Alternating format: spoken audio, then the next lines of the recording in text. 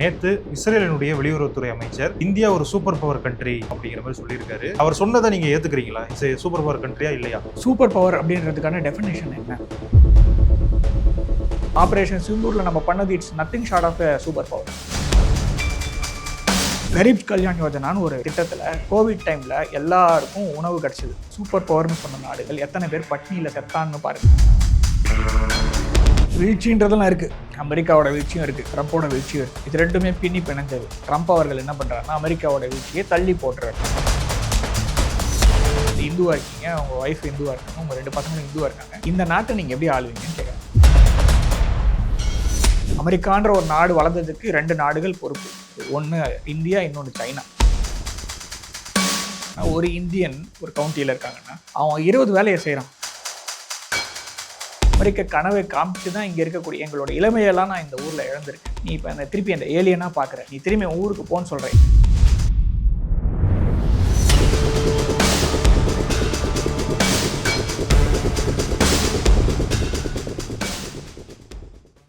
பேசு தமிழா பேசு நேயர்களுக்கு வணக்கம். இன்று நம்முடன் இணைந்திருக்கும் சிறப்பு விருந்தினர் புவிசார் அரசியல் ஆய்வாளர் திரு கணேஷ்குமார் அவர்கள். வணக்கம் சார். வணக்கம் சார். நியூயார்க்கில் அந்த நியூயார்க் மாகாணத்தினுடைய மேயராக ஜர்தான் மம்தானி அப்படிங்கிற ஒரு இந்திய வம்சாவளியைச் சேர்ந்தவர் பதவியேற்றிருக்காரு. தேர்தலில் போட்டியிட்டு ஆளும் கட்சியாக இருக்கக்கூடிய ட்ரம்ப்புடைய கட்சி அதை தோற்கடிச்சு மேயர் பதவியில் உட்கார்ந்துருக்காரு.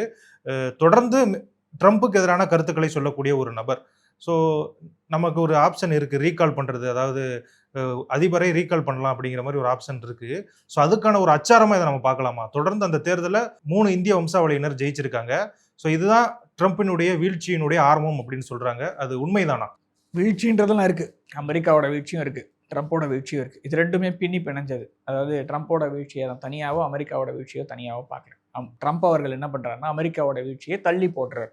அதுக்காக தான் இந்த மாதிரி நம்ம பேசுகிறதெல்லாம் சம்மந்தமே இல்லாமல் பேசிகிட்டு இருக்காரு. ஒன்று பேசுகிறாரு, இன்னும் மாற்றி பேசுகிறாரு, திரும்ப இவர் காலையில் ஒரு டெசிஷன், சாயங்காலம் ஒரு டெசிஷன்னா இது அவர் புஷ் பண்ணுறாரு. அதாவது அந்த தோல்வி அப்படிங்கிறத எந்த அளவுக்கு அவாய்ட் பண்ண முடியும், எவ்வளோ தூரம் தள்ளி போட முடியும் அப்படிங்கிறத அவர் பார்க்குறாரு. தவிர அவர் நாட்டுக்கு அவர் உண்மையாக இருக்காரு.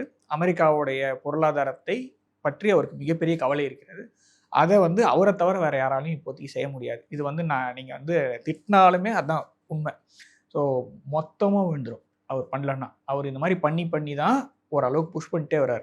ஸோ சேஞ்ச் வேணும், சேஞ்ச் வித் கண்டினியூட்டி வேணும். அப்ரப்ட் சேஞ்ச் பண்ண முடியாது. இது எப்பவுமே இது எல்லாருக்குமே தான் சொல்கிறேன். நான் இங்கே தமிழ்நாட்டில் ஆரம்பித்து அமெரிக்கா வரைக்கும் எல்லாருக்குமே அப்ரப்ட் சேஞ்ச் நடக்கக்கூடாது. சேஞ்ச் வித் கண்டினியூட்டி இருந்ததுன்னா அது ஒரு அளவுக்கு ஒரு மாற்றத்தோடு ஒரு வளர்ச்சியை நோக்கி நகரும். இல்லைன்னா மொத்தமும் விழுந்துடும். ஸோ அதனால் அமெரிக்காவுடைய வீழ்ச்சியை இவர் தள்ளி போடுகிறார் அப்படின்னு தான் என்னோட பார்வையை வைக்கிறேன். அதே மாதிரி நீங்கள் ட்ரம்ப் அவர்களை இவர் சொல்கிறாருன்னா இவரும் ட்ரம்ப்பை பற்றி பேசுகிறார். அதாவது இவர் 2 பேருமே மாற்றி பேசிகிட்டு இருக்காங்க. ஸோ இவர் அதுக்கு அடுத்த அதிபர் ஆகக்கூடிய ஒரு நிலையில் இருக்கிறாரு அப்படின்றது இப்போது அப்படிதான் இருக்குது, பேசிகிட்டு இருக்காங்க. ஸோ அமெரிக்காவை பொறுத்த வரைக்கும் சில விஷயங்கள்லாம் மாறாது. ஸோ இப்போ நீங்கள் விவேக் ராமசாமின்னு ஒருத்தரை கொண்டு வந்தாங்க. ஸோ அவரை பிடிச்சி நிற்க வச்சு அவரை எப்படி கேட்டாங்கன்னு உங்களுக்கே தெரியும். ஸோ நீங்கள் இந்துவாக இருக்கீங்க, உங்கள் ஒய்ஃப் இந்துவாக இருக்காங்க, உங்கள் 2 பசங்களும் இந்துவாக இருக்காங்க, இந்த நாட்டை நீங்கள் எப்படி ஆளுவீங்கன்னு கேட்குறாங்க. ஸோ அமெரிக்காவை பொறுத்த வரைக்கும் அந்த அந்த என்ன சொல்கிறது, மேலாதிக்கம் அப்படிங்கிறது அவங்களோட ரத்தத்தில் இருக்குது. ஸோ நீங்கள் என்ன தான் பொசிஷன் வந்தாலும் ஓரளவுக்கு தான் வர முடியும். நீங்கள் வைஸ் பிரசிடென்ட் தான் கமலா ஹாரிஸ். அவங்க கூட இந்திய அமெரிக்கனா இல்லை ஆப்ரிக்கன் அமெரிக்கனான்றது அவங்க ஐடென்டிஃபை பண்ணுறதுலாம் இருக்குது, நாம் சொல்கிறதுலாம் இருக்குது. அவங்க மக்கள் எப்படி அவங்களை பார்க்குறாங்க அப்படின்னு தான் இருக்குது. பிரசிடெண்ட்டாலாம் ஒரு இந்திய வம்சாவளியினரோ வேற யாரோ வருவதற்கான வாய்ப்புகள் ரொம்ப ரொம்ப கம்மி அமெரிக்காவை பொறுத்த வரைக்கும். அப்படி வந்ததுன்னா ரிஷி சுனக் எப்படி வந்தாரோ அந்த மாதிரி வருவார். அதுக்கப்புறமா மிகப்பெரிய வீழ்ச்சியை அந்த நாடு சந்திக்கும், இல்லை அந்த கட்சி சந்திக்கும். ஸோ அந்த கட்சி சந்திக்கக்கூடிய மிகப்பெரிய அந்த வீழ்ச்சிக்கு இவங்க மேலே ஒரு பிளேமை போட்டு ஒரு இந்திய நாங்கள் இருக்க வரைக்கும் ஒன்றும் பிரச்சனை இல்லை, ரிஷி சுனக்கால் தான் இந்த மாதிரி ஆயிடுச்சு. ஸோ அந்த மாதிரி சொல்கிறதுக்கு ரொம்ப நாள் ஆக போகுது. லிஸ்ட்ரஸை முடியாதுன்னு விட்டுட்டு ஓடி போயிட்டாங்க. ஜான்சன் அவர்களும் முடியாதுன்னு சொல்லிட்டு போயிட்டாங்க. இவ்வளோ பண்ணாங்கல்ல, கடைசியில் ஓரளவுக்கு தூக்கி நிறுத்தது யாருன்னா ரிஷி சுனக். ஆனால் தோல்வியின் போது யார் பிரதமர் அப்படின்னு பார்த்தீங்கன்னா ரிஷி சுனக். ஸோ ரிஷி சுனக்கோடைய பிரதமராக இருந்ததுக்கு அப்புறமா அந்த கட்சி சந்தித்த தேர்தலில் 400 சீட்டு ஸ்டார்மர் ஜெயிச்சிட்டாருன்னு சொல்லி தான் சொல்கிறாங்க. ஸோ அந்த மாதிரி ஒரு நடுவில் ஒரு கேட்டகராக ப்ளேம் பண்ணுறதுக்கு ஒரு ஆளாக வேணால் பார்ப்பாங்களே தவிர இந்தியனோ இல்லை பாகிஸ்தானியோ அது மாதிரிலாம் ஒரு சான்சஸ்லாம் அந்த இடத்துல கிடையாது. ஸோ சும்மா ஆடாதுங்க அந்த விஷயத்தில். அதில் ரொம்ப கிளியராக இருக்கலாம். ஸோ அதே மாதிரி கொஞ்சம் எலிவேஷன் வரைக்கும் போகும். ஆனால் விவேக் ராமசாமிக்கு என்ன நடந்ததோ அதே தான் இவருக்கும் நடக்கும். ஏன்னா இவர் இஸ்லாமியர்னு இவர் ஐடென்டிஃபை பண்ணிக்கிறாரு. ஸோ மேபி அமெரிக்கா வந்து மிகப்பெரிய ஒரு பொருளாதார பிரச்சனை போய் மாட்டிக்கிச்சு, இல்லை மிகப்பெரிய உள்நாட்டு கிளர்ச்சியில் போய் மாட்டிக்குது. அதெல்லாம் தான் நம்ம தெரியறது வந்து அதுதான். ஒன்று பொருளாதார சிக்கலில் போய் மாட்டோம், இல்லை உள்நாட்டு கிளர்ச்சியில் மாட்டோம், இமிக்ரேஷன் ப்ராப்ளமில் மாட்டோம், வேலையில்லா திண்டாட்டம், அப்புறம் வேலை செஞ்சாலும் பணம் கொடுக்க முடியல அப்படிங்கிறது தான் இப்போ போயிட்டுருக்கு. ஸோ இதெல்லாம் மாட்டும் போது அப்போ அமெரிக்காவில் உள்ள பெரிய பெரிய பிரச்சனை வர்றதுக்கான வாய்ப்பு இருக்குது. அந்த வாய்ப்பு வரும்போது இவருக்கு ஒரு வாய்ப்பு வந்ததுன்னு வச்சுங்களேன், இது எல்லாத்துக்கும் காரணம் இவர் தான் சொல்லிட்டு கூட போவாங்க. ஸோ அது மொத்தத்தில் இவர் வந்து இந்தியராக இருக்கார், இஸ்லாமியராக இருக்கார். ஸோ அது அவங்க நாட்டோட பிரச்சனை, அதுக்குள்ளே நம்ம போக வேண்டாம். ஆனால் ஒன்று இதற்கு காரணம் ஒரு இந்திய வம்சாவளியினர் அப்படின்றது மாத்திரம் சொல்லாமல் இருந்தாங்கன்னா சந்தோஷம். அதே மாதிரி விவேக் ராமசாமி கேட்ட கேள்வியை கண்டிப்பாக அவர் கேட்பாங்க. விவேக் ராமசாமியாவது பரவாயில்ல, ஏதோ வந்து ஓரளவுக்கு வந்து பதில் சொல்கிற லெவலில் இருக்கார். இவர் வந்து வேறு மாதிரி பதில் சொல்வார். இவர் ரொம்ப ரஃப் அண்ட் டஃப்பாக இருக்கார். அது அமெரிக்காவில் வந்து அந்த அளவுக்கு பெருசாக அவங்களுடைய பாப்புலேஷனுக்கு வந்து அது ஒரு இன்றைக்கி அவர் நியூயார்க்கை ஜெயிச்சிருக்கார். நாளைக்கு வந்து அவர் அமெரிக்காவை ஜெயிப்பதற்கு வாய்ப்புகள் கம்மி. சப்போஸ் வந்ததுன்னா அமெரிக்கா ரொம்ப பெரிய பிரச்சனையில் இருக்குன்னு நீங்கள் தெரிஞ்சுக்கலாம். அது ஒரு காரணியாக நம்ம ஐடென்டிஃபை பண்ணிக்கலாம். ஓகே, இப்போ இவர் வந்து இப்படி இருக்கார். இதே மாதிரி நிறைய இந்திய வம்சாவளியினர் ஜெயிச்சிருக்காங்க. ஸோ என்னன்னா இப்போ இந்தியர்கள் அங்கே வந்து ஒரு பவர்ஃபுல்லாக மாறுறாங்கன்னு நம்ம புரிஞ்சுக்கலாமா சார்? இந்தியன்ஸ் பவர்ஃபுல்லாக தான் மாறுறாங்க, இந்தியன்ஸ் பவர்ஃபுல்லாக தான் இருக்காங்க. அங்கே இருக்கக்கூடிய சில அரசியல் தலைவர்கள் என்ன சொல்கிறாங்கன்னா, ஒரு இந்தியன் ஒரு கவுண்டியில் இருக்காங்கன்னா அவன் 20 வேலையை செய்கிறான். நீ பார்க்குறது ஒரு வேலை தான். அந்த இடத்த வந்து லைவ்லியாக வச்சுக்கிறதே இந்தியர்கள் தான் வச்சுருக்காங்க. அந்த இடத்துல எல்லாம் ஒத்துமையாக வச்சுக்கிறது இந்தியன் வச்சுருக்கு. ஸோ அந்த இடத்த வந்து ஒரு ஒரு ஒரு ஒரு பாசிட்டிவான ஒரு ஆட்டிடியூடில் வச்சுருக்கிறது இந்தியன் தான் வச்சுருக்கான்.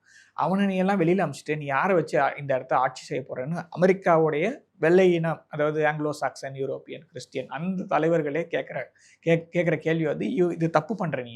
ஆனால் ஒரு விதத்தில் அது நீங்கள் வந்து அந்த நாடு வந்து அந்த மாதிரி ஒரு கட்டமைப்பில் தான் இருக்குது. அதனால் அந்த கட்டமைப்பை காப்பாற்றிக்கிறதுக்காக அவங்க வந்து சில டெசிஷன்ஸ் எடுக்கிறாங்க. ஸோ அதை தான் இப்போ நம்ம பார்க்குறோம். இந்தியர்கள் எல்லா பொசிஷனில் வருவாங்க. ஆல்ரெடி இப்போ நீங்கள் பார்க்குற எல்லா கம்பெனியோட சிஇஓஸ்லாம் வந்து இந்தியன்ஸாக தான் இருக்காங்க. எல்லா முக்கியமான பொறுப்பில் இருக்காங்க. அவங்களாம் திரும்பி வந்துட்டாங்கன்னா அந்த கம்பெனி ஷிஃப்ட் பண்ணலாம், இல்லைன்னா இங்கே ஒரு கம்பெனி ஆரம்பித்து இங்கே அவங்க ரன் பண்ணலாம். அதுக்கான ஆப்பர்ச்சுனிட்டி இருக்குது.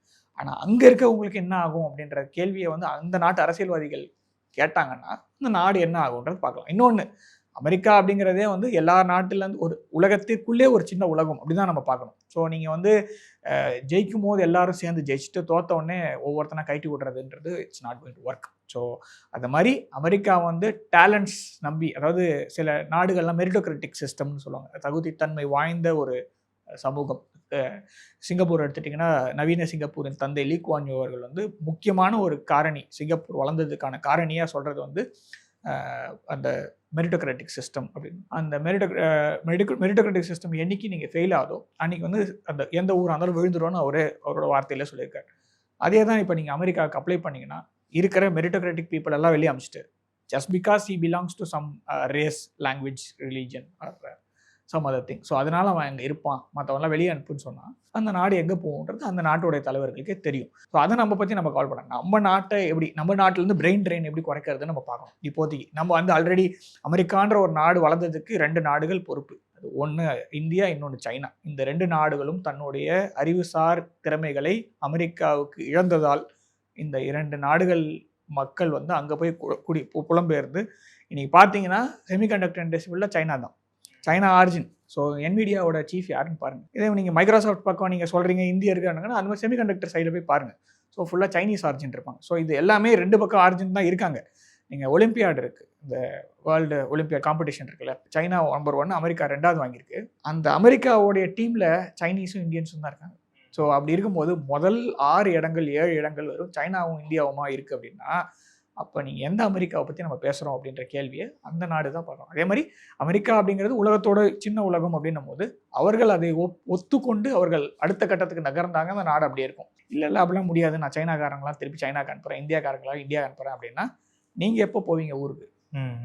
எப்போ யூரோப்ல தான் வந்தீங்க, நீங்கள் எப்போ போவீங்க? அப்போ திருப்பி நேட்டிவ் அமெரிக்கன்ஸ்க்கு தான் அந்த இடத்த கொடுக்கணும். ஸோ கொடுத்துட்டு கிளம்புங்க, எல்லாருமே கிளம்பிடலாம். ஸோ அந்த மாதிரி ஒரு சிச்சுவேஷனில் தான் அமெரிக்கா போகுமே தவிர அப்படிதான் போகணும், அதுதான் கரெக்ட். அங்கே இருக்கக்கூடிய இந்தியர்களும் அங்கே இருக்கக்கூடிய சைனீஸும் அங்கே இருக்கக்கூடிய மற்ற நாடுகள்லேருந்து புலம்பெயர்ந்தவர் எல்லாருமே கேட்குறாங்க, no one is like illegal immigrant or no one is unwanted person in stolen land. அந்த கேள்வியை தான் அவங்க வைக்கணும். அமெரிக்காவுடைய என்ன சொல்கிறது ஆரம்பம் இருந்த அந்த தலைவர்கள்லாம் ரொம்ப லாவெல்லாம் ரொம்ப ஸ்ட்ரிக்டாக எழுதியிருக்காங்க. ஸோ அப்ரஹாம் லிங்கன் தன்னோட உயிரே கொடுத்தாரு அந்த மாதிரி விஷயத்துக்காக. அப்படி இருக்கும்போது லீகல் சிஸ்டத்து மேலே நம்பிக்கை வச்சு நேராக உள்ளே இறங்கி இதெல்லாம் நான் போகிறேன்னா எல்லாருமே போகணுன்ற ஒரு சிஸ்டத்தை கொண்டு வந்தால் மட்டும்தான் அது ஒர்க் ஆகுமே தவிர, நீங்கள் இந்தியனை வந்து அப்படி மாற்றி பார்க்குறதே அமெரிக்காவில் ஒத்து வர முடியாது அப்படின்றது தான் என்னோட பார்வை இருக்கு. ஓகே சார், இப்போ நம்ம வந்து ட்ரம்ப் அவர்களுடைய எதிர்க்கட்சிக்கு அதிபர் வேட்பாளராக மம்தானி வர்றதுக்கான வாய்ப்புகள் இருக்குது அப்படிங்கிற மாதிரி சொல்கிறோம். இந்த பக்கம் அதாவது ட்ரம்ப்பினுடைய கட்சியில் இவர் இருக்கார், ஜேடி வான்ஸ் இப்போ துணை அதிபராக இருக்கார். அவர் தான் அதிபராகிறதுக்கான வாய்ப்புகள் இருக்குது, வேட்பாளராக நிற்கிறதுக்கான வாய்ப்புகள் இருக்குன்னு சொல்கிறாங்க. ஸோ அவர் இப்போ தன்னுடைய மனைவியை வந்து கிறிஸ்டியனாக கன்வெர்ட் ஆகுங்க, அதாவது இந்து மதத்தை தான் அவங்க ஃபாலோ பண்ணிக்கிட்டு இருக்காங்க, அவங்க வந்து நீங்கள் கிறிஸ்டியனாக மாறணும் அப்படின்னு அழுத்தம் கொடுக்கறதா சொல்லப்படுது. இது உண்மைதானா சார்? அது வெளியில் வீட்டுக்குள்ளே நடக்கிற விஷயத்தை பற்றி நம்ம பேச முடியாது முதல்ல. ஸோ வெளில வர செய்திகள் அது வந்து உங்களுக்கு தெரிஞ்சது தான். அதாவது அமெரிக்காவை பொறுத்த வரைக்கும் இப்போ விவேக் ராமசாமி அவர்களுக்கு கேட்கப்பட்ட கேள்வி, ஜேடி வான்ஸும் ஒருவேளை ஜனாதிபதி ஆகும் அந்த பொறுப்பில் வரும்போது கண்டிப்பாக கண்டிப்பாக கேட்பாங்க. ஸோ இப்போ நீங்கள் Vivek Ramaswamy how can you rule a Christian majority கண்ட்ரின்ற கேள்வியை தான் கேட்குறாங்க. ஸோ நீ இந்துவாக இருக்க, நீ எப்படி என்ன ஆட்சி செய்வேன்னு கேட்குறாங்க. ஸோ அப்போ அமெரிக்கா அப்படிங்கிறது ஒரு கிறிஸ்துவ நாடு அப்படிங்கிறது தன்னை பிரகடனப்படுத்திக்கிடுச்சா? அந்த கேள்வியை தான் அந்த நாட்டு மக்கள் வந்து கிளாரிஃபை பண்ணுமே தவிர, மற்றபடி அப்போ அங்கே இருந்த மற்றவங்களுக்கெல்லாம் என்ன சான்சஸ் அப்படின்றது இன்னி வரைக்கும் நம்ம அடிக்கடி பேசின ஒரே ஒரு விஷயம் தான். அமெரிக்காவை பொறுத்த வரைக்கும் எல்லா ஜனாதிபதியும் ஒரே இனத்தை சார்ந்தவராக தான் இருந்திருக்காரு. ஒபாமாவோட ஆரிஜின்ஸ் மூதாதையரும் பார்த்தீங்கன்னா அவர் மாத்திரம்தான் ஒரே ஒரு கருப்பின ஒரு ஜனாதிபதியாக இருக்கார் இது வரைக்கும் வந்ததில். ஆனால் அவருடைய ஆரிஜினும் வந்து பார்த்தீங்கன்னா எல்லாமே ஒரே ஒரு பகுதிக்கு தான் போய் சேருது. ஒரே ஒரு மதம், ஒரே ஒரு இனம், அதில் வந்து ஒரு சப்செக்ட் தான் போயிடுது.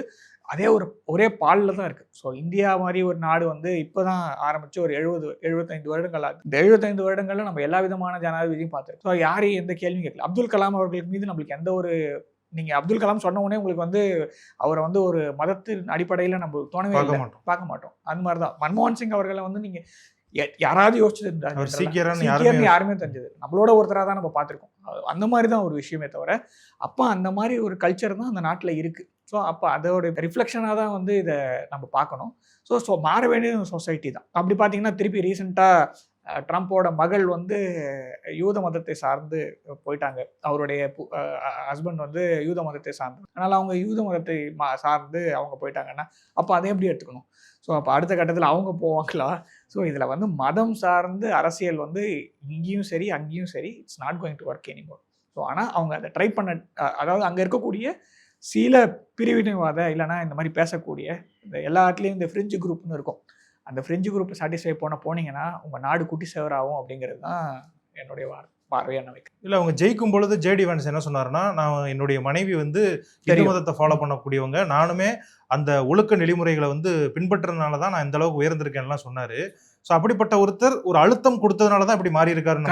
கண்டிப்பாக அழுத்தம் இருக்கும். அதே மாதிரி ஒரு இந்திய மாணவி வந்து அவர்கிட்ட கேள்வி கேட்குறாங்க, இந்த மாதிரி நாங்கள் வந்து எங்களுக்கு எதுக்கு அந்த மாதிரி கனவை விற்கிறீங்கன்னு கேட்குறாங்க. அந்த கனவு அதுதான் கரெக்ட். அமெரிக்காவை பொறுத்த வரைக்கும் அமெரிக்க கனவு தான் அது, அமெரிக்க நினைவுன்னு சொல்லலை. கனவு, ட்ரீம், லைக் எழுந்துரு. நான் போன தடவை பேசும்போது ஏதாவது சொன்னேன், எழுந்துருப்பா முடிஞ்சு போச்சு கனவு, வேலையை பாரு அப்படின்ற மாதிரி அமெரிக்க கனவை காமிச்சு தான் இங்கே இருக்கக்கூடிய எங்களோட இளமையெல்லாம் நான் இந்த ஊரில் இழந்திருக்கேன். நீ இப்போ என்னை திருப்பி அந்த ஏலியனாக பார்க்குற, நீ திரும்பி ஊருக்கு போன்னு சொல்கிற, என்னை உன்னோட ஈக்குவலாக பார்க்கல அப்படிங்கிறது தான் அவங்களுடைய வார்த்தை. நேராகவே சொல்லும் போது இல்லை அப்படின்னா ஒரு மாதிரி பதில் சொல்கிறாரு. ஆனால் அமெரிக்காவுடைய துணை ஜனாதிபதி சொல்லக்கூடிய பதில் அப்படி எடுத்தனாலும் அந்த சொசைட்டி அதை எப்படி பார்க்குது அப்படிங்கிறது தான். ஒருத்தர் சொல்லலாம், அந்த சொசைட்டியாக தானே அவங்க அதை அனுபவிக்காமல் அதை சொல்ல மாட்டாங்க. ஸோ தலைமை பொறுப்பில் இருக்கவங்களே அந்த மாதிரி ஒரு கேள்வி கேட்கும் போது, சாதாரண மக்கள், அடித்தட்டு மக்கள் அந்த ஊரில் இருக்கும் போது இந்தியன்ஸ்க்கு அகெயின்ஸ்டாக க்ரைம் எப்படி இன்க்ரீஸ் ஆகுது, அது இன்னும் வருங்காலத்தில் அதிகமாக ஆகுன்ற மாதிரி தான் அங்கேருந்து வரக்கூடிய செய்திகள்லாம் நம்மளுக்கு தெரியுது. அப்படி இருக்கும்போது நீங்கள் வந்து ஃப்ரீ சொசைட்டின்னு சொல்கிறீங்க, ஸோ ஓப்பன் சொசைட்டின்னு சொல்கிறீங்க. அப்படின்னா ஓப்பன் சொசைட்டி, ஃப்ரீ சொசைட்டி மெரிட்டோக்ராட்டிக்காக இருந்தால் தான் ஒர்க் ஆகும். நீங்கள் ஓப்பன் சொசைட்டி, ஃப்ரீ சொசைட்டி ஒரு பார்ஷியலாக பயாஸ்டாக இருந்ததுன்னா it is going to fail. So அப்போ அங்கே இருக்கக்கூடிய இந்தியர்கள் வந்து கனவு முடிஞ்சுதுன்ற மாதிரி தான் நம்ம பார்க்கணும். அதே மாதிரி அங்கே இருக்க சொசைட்டியுமே so it has to wake up for all these things. அப்படி இருந்தால் மாத்திரம்தான் அந்த நாடு அடுத்தது சரி 250 வருஷம் 249 வருஷம் முடிஞ்சிச்சு. ஸோ ஒரு மனிதனோட வாழ்காலம் வந்து 100 வருஷம் அப்படின்னு வச்சோன்னா, ஒரு எம்பையரோடைய ஒரு ராஜாங்கத்தின் வயதுன்றது 250 வருடங்கள் ஜென்ரலாக சொல்கிறாங்க. அதாவது பீஸாக போகாதபோது. ஸோ அது 250 வருஷம்னா இப்போ 249 அமெரிக்கா இருக்குது. ஸோ ஒரு மாற்றம் அந்த நாட்டில் நிகழும் அப்படின்றது தான் நம்மளுடைய பார்வை. ஸோ அப்போ 250வது வருடத்தில் இருக்காங்க அப்படின்னா, ஸோ அடுத்த கட்டத்தில் எங்கே போவாங்க? ஸோ ஒன்று உள்ளுக்குள்ளே மாற்றம் வரணும், இல்லை வெளியிலேருந்து மாற்றம் வரும். ஸோ உள்ளுக்குள்ளே மாற்றம் வந்ததுன்னா அது வந்து நாட்டோடைய சீர்திருத்தம்னு போகும்.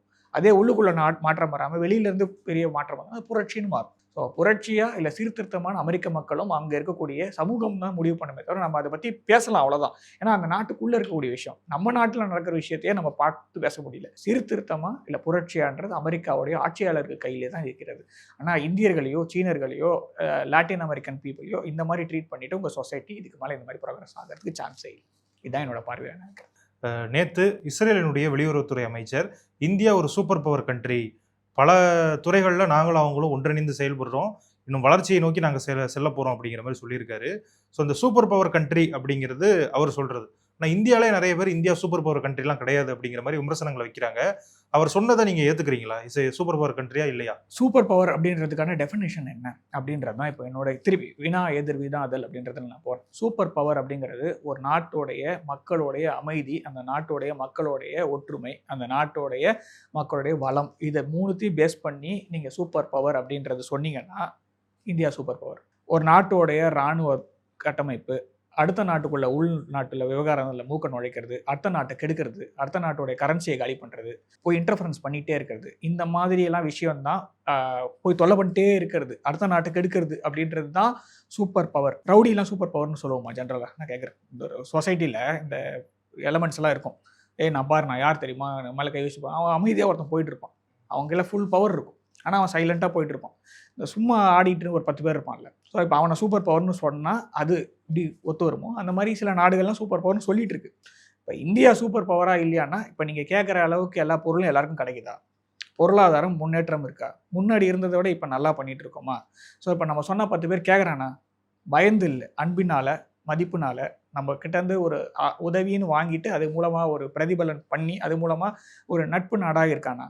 வேறு நாட்டு சொன்னாலும் நான் இவனுக்கு உதவி செய்வேன்னு சொல்லிட்டு வரானா? ஸோ அப்போ என்னுடைய மக்களுடைய வாழ்க்கை தரம் உயர்ந்திருக்கா? என்னுடைய மக்கள் வெளிநாட்டில் இருக்கும்போது அவனோட வாழ்க்கை தரம் அங்கே உயர்ந்திருக்கா? அவனுக்கு மதிப்பு கூடியிருக்கா? இதெல்லாம் இந்த காரணியெல்லாம் பார்த்தீங்கன்னா இந்தியா வளர்ந்துருக்கானா? வளர்ந்துருக்கு. கடந்த 10-11 ஆண்டுகளில் கண்டிப்பாக நீங்கள் வந்து சங்கின்னு சொன்னாலும் பரவாயில்ல, என்டிஏ கவர்மெண்ட்டில் முக்கியமாக நரேந்திர மோடியோட ஆட்சியில் அவர்களுடைய ஆட்சியில் வளர்ந்துருக்கு. ஸோ அப்போ நான் சூப்பர் பவர் ஆகியிருக்கேன் அப்படின்றதான். இப்போ நான் ஒரு நாட்டோடைய மொத்தத்தையும் கட்டுப்படுத்தி வச்சிருக்க முடியும் என்னால். ஸோ எவ்வளோ பெரிய சூப்பர் பவர்னு சொல்லப்படுகிற நாடு பின்புலம் இருந்தாலும் நான் என்னோட நாட்டு மக்களை காப்பாற்றுறதுக்கு நிற்கிறேன்னா இதை தான் இஸ்ரேல் சொல்லுது. இதில் என்ன தப்பும் எனக்கு இருக்க மாதிரி தெரியல. ஸோ சூப்பர் பவரோட டெஃபினிஷன் என்ன அப்படின்றது அந்த தனிநபருக்கு தனிநபர் மாறும். So America super power, Russia super power, China super பவர்னா அங்கே இருக்கக்கூடிய மக்கள் எப்படி இருக்காங்க? இந்தியா சூப்பர் பவர்னா இங்கே இருக்கக்கூடிய வாழ்க்கை தரத்தை வச்சு தான் பார்க்க முடியும். நம்ம இருக்கிற எல்லாருக்குமே எல்லாம் கிடைக்குதான். கரீப் கல்யாண் யோஜனான்னு ஒரு யோஜனை திட்டத்தில் கோவிட் டைமில் எல்லாருக்கும் உணவு கிடச்சிது. மேற்கத்திய நாடுகளில் சூப்பர் பவர்னு சொன்ன நாடுகள் எத்தனை பேர் பட்னியில் செத்தான்னு பாருங்கள். அதே மாதிரி எல்லாருக்கும் இங்கே வந்து தடுப்பூசி போட்டோம். எத்தனை நாடு தடுப்பூசிலாம் போட முடியாது, நீயே பார்த்துக்கோ. வெளிநாட்டில் போய் மாட்டிகிட்டு இருக்க நம்மளுடைய நாட்டு பிரஜைகள் உக்ரைனில் மாட்டிகிட்டு இருக்கும் போதும் சரி, யமனில் மாட்டிகிட்டு இருக்கும் போதும் சரி, இந்திய அரசாங்கம் நேராக போய் எல்லாரையும் கூட்டிகிட்டு வந்தது. சூப்பர் பவர்னு சொன்ன நாடுகள் அப்படியே விட்டுட்டு போயிட்டாங்க. ஸோ இது எல்லா காரணியும் நான் எடுத்தேன்னா எந்த சூப்பர் பவர், அதாவது சூப்பர் பவர்னால் என் நாட்டு ஆள் அங்கே இருக்கான் அப்படின்னா அந்த பாஸ்போர்ட்டில் என் நாட்டு ஆளை காப்பாற்றுறது என்னோட வேலை. ஸோ அதை இந்தியா செஞ்சுது. ஆனால் சூப்பர் பவராக இருந்த நாடுகளில் நீயே பஸ் பிடிச்சி வந்து சேர்ப்பான்னு சொல்லிட்டாங்க. சரியா? ஸோ அப்படிப்பட்ட ஒரு ஆட்சி இருக்கும்போது எது சூப்பர் பவர்னு ஜனங்களே முடிவு பண்ணிக்கிட்டோம். ஆனால் இஸ்ரேல் உடைய வெளியுறவுத்துறை அமைச்சர் சொன்னதை நான் முழுக்க ஒத்துக்கிறேன். இந்தியா சூப்பர் பவர்னால் சில காரணிகள் வைத்து பார்க்கும்போது என் பார்வைக்கு இந்தியா சூப்பர் பவராக தெரியுது. இல்லை அது இன்னும் வந்து நீங்கள் சொல்கிறது வந்து இன்டர்கான்டினல் பேலிஸ்டிக் மிசைல் பெருசாக எடுத்துகிட்டு போய் அந்த ரிப்பப்ளிக் டே பரேடில் காமிக்கிறோம்ல, அந்த இராணுவம் அதுதான் சூப்பர் பவர் அப்படிங்கிறது வந்து அவங்களுடைய பார்வையாக இருந்ததுன்னா அதுக்கும் நம்ம ரெடி ஆகிட்டு இருக்கோம். ஸோ ஆப்ரேஷன் சிந்தூரில் நம்ம பண்ணது it's nothing short of a super power. So அணு ஆயுதம் கொண்ட ஒரு நாட்டின் மீது, அணு ஆயுதம் கொண்ட ஒரு நாட்டின் 11 விமான தளங்களை, இது வந்து சும்மா பேசும்போது வந்தால் சுட்ட களி சிம்பிளாக சொல்லாங்க. எவ்வளோ பெரிய விஷயத்த வேணா ஒன்றுமே இல்லை அப்படின்னு ஆக்கிறதுக்கு சும்மா போனோம்பா அச்சம்பா கீழே ஊந்துச்சுப்பானா இது டக்கன்ட்டா. இது நீங்கள் எவ்வளோ பெரிய விமான படை கொண்ட நாடாக இருந்தாலும் அவங்களுக்கு விமானப்படை அது இருக்கு இல்லையா, அவங்களுடைய ஏவுகணையும் இருக்குது. அதெல்லாம் மீறி அடிக்கக்கூடிய தகுதி அதுக்கான வெப்பன்ட்ரி என்கிட்ட இருக்குது. ஸோ நான் பார்டரே கிராஸ் பண்ணாமல் இதை முடிச்சிட்டேன் அப்படின்னு சொல்கிறது வந்து எவ்வளோ பெரிய விஷயம். அப்போ நான் சூப்பர் பவரா இல்லை இதை மாதிரி பண்ணி காமிக்கிற ஒரு நாட்டை சூப்பர் பவர்னு வேற ஒரு நாடு சொல்கிற அளவுக்கு நம்ம இருக்கோம். அதை கேள்வி கேட்குற அளவுக்கு இங்கே இருக்கக்கூடிய சில மனிதர்கள் இருக்காங்கன்னா அவங்களே தன்னை தானே சுய பரிசோதனை செய்து கொள்ள வேண்டிய நிர்பந்தத்தில் அவங்க இருக்காங்கன்றதான் நான் என்னோட பார்வை வைக்கிறேன். என்னுடைய பார்வையில் இந்தியா சூப்பர் பவராக தான் இருக்குது சில பிளேசஸில். ஓகே, எங்களோட இணைந்து நிறைய விஷயங்கள் பகிர்ந்துக்கிட்டீங்க.